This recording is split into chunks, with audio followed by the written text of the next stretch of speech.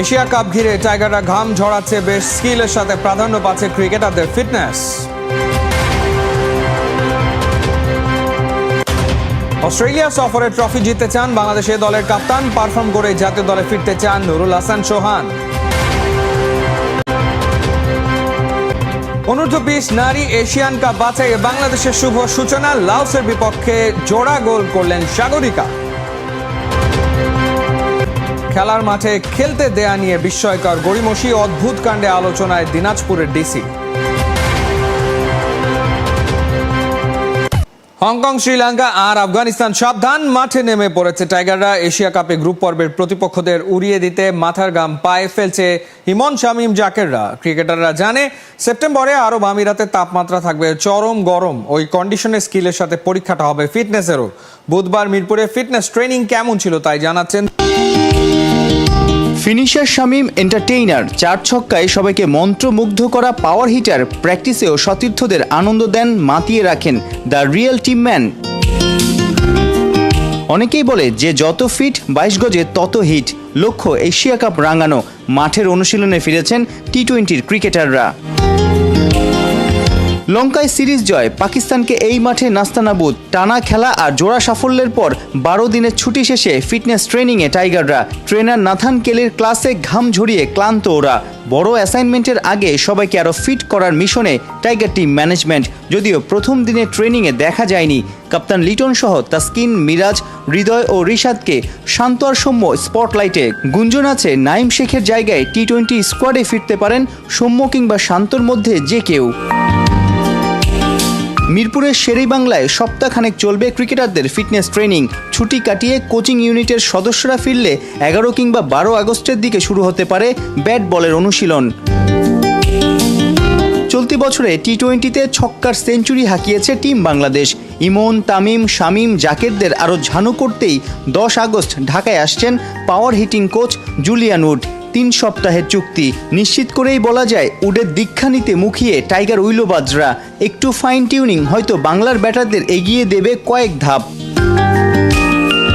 19 August পর্যন্ত home of ক্রিকেটেই চলবে টাইগারদের ক্যাম্প।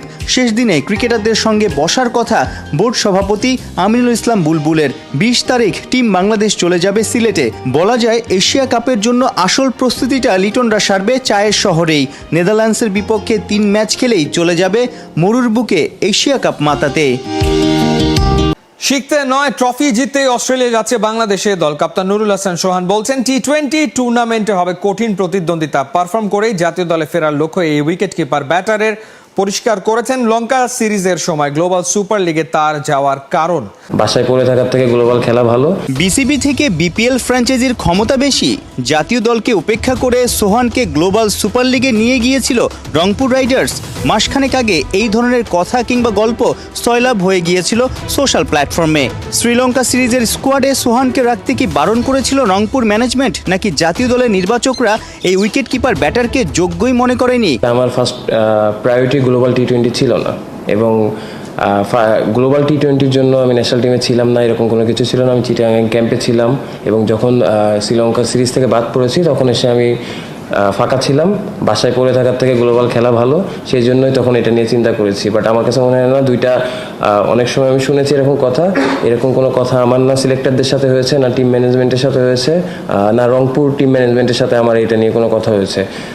সো আমার কাছে মনে হয় দুইটা ডিফারেন্ট ওয়ে। গ্লোবালটা আলাদা, আর ন্যাশনাল টিমের খেলাটা অবশ্যই প্রায়োরিটির ব্যাপার, এবং আমার কাছে মনে হয় প্রতিটা প্লেয়ারেরই ফার্স্ট প্রায়োরিটি ন্যাশনাল টিমই হবে।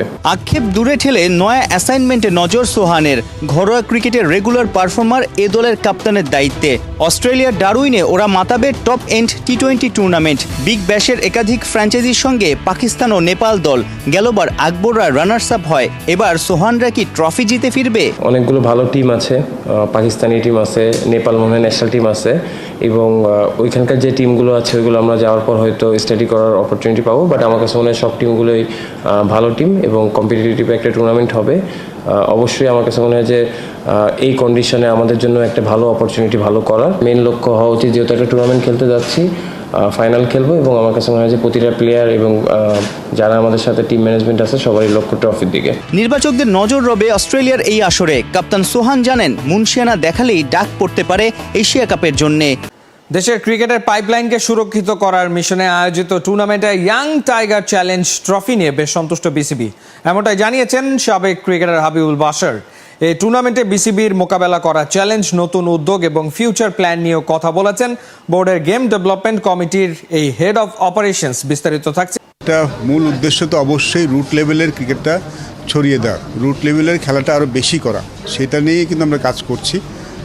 সেই রুট লেভেলের খেলাটা যদি আমরা বাড়াতে পারি, আরও কম্পিটিটিভ করতে পারি, তখনই কিন্তু টপ লেভেলের ক্রিকেটটা আরও ভালো হবে। দেশের ক্রিকেটের গোড়ার গলদ দূর করতে বিসিবির নেওয়া নয়া ইনিশিয়েটিভের পেছনের উদ্দেশ্যটা এভাবেই খোলাসা করেছেন বিসিবির গেম ডেভেলপমেন্ট কমিটির head of operations Habibul Bashar. বয়সভিত্তিক দলের ক্রিকেটারদের নিয়ে আয়োজিত টুর্নামেন্ট ইয়াং টাইগার চ্যালেঞ্জ ট্রফির ফাইনালের দিনে হাজির ছিলেন সাবেক এই টাইগার ক্রিকেটার।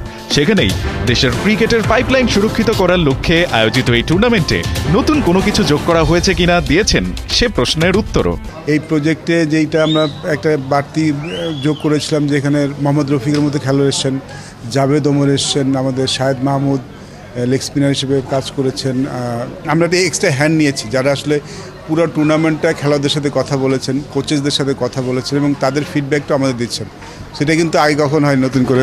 এরপরই রফিক, জাভেদের মতো সাবেক ক্রিকেটাররা টুর্নামেন্টে কি নিয়ে কাজ করেছেন এবং তাদের অন্তর্ভুক্তি কিভাবে উপকার করেছে এসব বয়সভিত্তিক দলের ক্রিকেটারদের বাশার জানিয়েছেন সে বিষয়েও। এবং আই থিঙ্ক এই এক্সট্রা হ্যান্ডগুলি মোহাম্মদ রফিকের মতো ক্রিকেটার যখন কাজ করেন বাচ্চাদের সাথে, জাভেদের মতো ওভার মতো ক্রিকেটার যখন বাচ্চাদের সাথে কথা বলেন, সেটা তাদেরকে অনেক ইন্সপায়ার করে এবং টেকনিকের দিকটা নিয়েও তারা কাজ করেছেন। I think this is a significant thing happens in this tournament এবং দিন শেষে আমার মনে হয় বাচ্চারা উপকৃত হয়েছেন। সিনিয়রদের পর এবার এশিয়ান কাপ বাছাই পর্বে জুনিয়র বাঘিনীদের দাপট, যেখানে লাওসকে 3-1 গোলে হারিয়ে এএফসি অনূর্ধ্ব-20 নারী এশিয়ান কাপ বাছাইয়ে শুভ সূচনা করল বাংলাদেশ। ভিয়েন্তিয়ানে লাল সবুজের দাপটের দিনে জোড়া গোল করেছেন সাগরিকা। আরেকটি গোল আসে মুনকি আক্তারের পা থেকে। প্রথমে ইয়াঙ্গুন, এরপর ঢাকা, আর এবার ভিয়েন্তিয়ানেও একই দৃশ্য। বাঘিনীদের গর্জনে ফুটবলে বাংলাদেশের আরো এক সাফল্য, এক একটা গোল আর গ্যালারি জুড়ে বাংলাদেশি সমর্থকদের উল্লাস। সাগরিকাদের অল আউট অ্যাটাকে ঘরের মাঠে লাওসের হাঁসফাঁস। র্যাঙ্কিং এ 21 ধাপে এগিয়ে থাকা লাওসকে হারিয়ে পিটার বাটলাররা আবারও দেখিয়ে দিল এশিয়ান লেভেলে নিজেদের শক্তি। 36 মিনিটে ডেডলক ভাঙে। শান্তি মার্ডির কর্নার থেকে পাওয়া বলে হেড করে বাংলাদেশকে প্রথম গোল এনে দেন সাগরিকা। 42 মিনিটে স্কোর হতে পারত দ্বিগুণ, কিন্তু ডি বক্সের বাইরে থেকে নেওয়া শিখার শট বারে লেগে ফিরলে 1-0 গোলের লিড নিয়েই বিরতিতে যায় বাংলাদেশ। 58 মিনিটে স্কোর লাইন 2-0 করেন মুনকি। দারুণ গোলে বাংলাদেশকে আরও একবার উল্লাসে মাতান। তবে এদিন অল অ্যাটাক ফুটবল খেলতে গিয়ে ভুলের মাসুলও গুনতে হয় বাঘিনীদের। দারুণ ক্ষিপ্রতায় বাংলাদেশের ডিফেন্স ভেদ করে লাওসকে ফার্স্ট গোল এনে দেন ওদের ফরওয়ার্ড আন্নাকেও অনসি। গোল হজম করলেও অঘটন ঘটতে দেয়নি বাংলাদেশ। উল্টো ইনজুরি টাইমে নিজের দ্বিতীয় গোলে বাংলাদেশের জয় নিশ্চিত করেন সাগরিকা, তাও 3-1 ব্যবধানে। এশিয়ান কাপ বাছাই পর্বে লাওসকে 3-1 গোলে হারিয়ে শুভ সূচনা করল বাংলাদেশ নারী ফুটবল দল।